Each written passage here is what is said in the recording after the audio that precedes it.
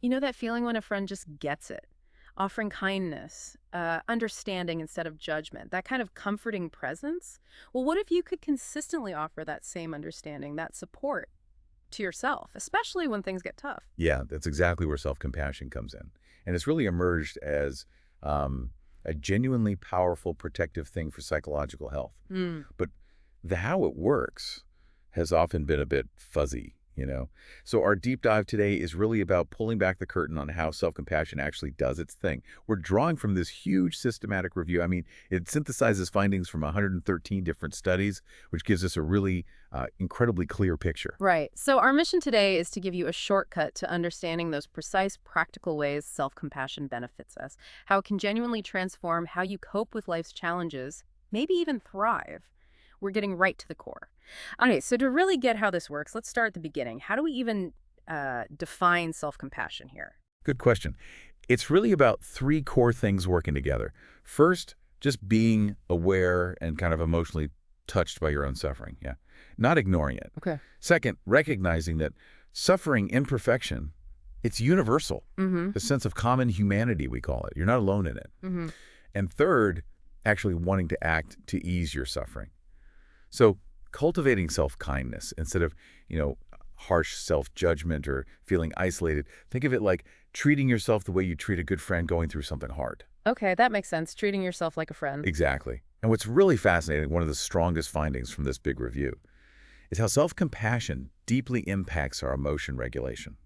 The evidence is pretty solid that it works powerfully by reducing those unhelpful habits, the maladaptive ones that trap us. Like what specifically? Well, mainly repetitive negative thinking. It's your persistent worry or just replaying problems over and over in your head. Rumination, basically. Ah, okay. So it helps us stop getting stuck in those endless mental loops. That feels huge. It is. And what about that urge to just avoid discomfort altogether? Yeah, that too. Yes. It also significantly reduces what we call experiential avoidance. Where we try to shut out uncomfortable feelings or situations, maybe scrolling social media like crazy to avoid anxiety, or putting off a tough task because the feelings are just too much. Right, right. Distraction or procrastination? Exactly. Self-compassion helps you actually face those feelings Hmm. with a kind of courageous, gentle awareness rather than just running from them. Okay, wow. So it helps us stop doing those unhelpful things. But does it also give us better tools? Like what positive strategies does it boost? Precisely. Good question. On the flip side, it also increases highly adaptive strategies. Mindfulness is a big one. More self-compassion tends to mean more purposeful, present moment awareness, Mm. but with a non-judgmental, open, accepting attitude towards whatever's happening. So observing thoughts without getting totally carried away. Exactly. You can see them without being overwhelmed. And if we want to connect this to, like, the bigger picture, think about Gilbert's theory. Self-compassion actively turns on your internal soothing system, think rest and connect mode in your brain. Yeah. And at the same time, it calms down the threat system, your fight or flight. So this brave, kind awareness, it's a crucial foundation for resilience. So you're saying it's not just managing emotions in the moment, but actually reshaping how our brain responds to stress, moving from alarm to calm. That feels like a really fundamental shift.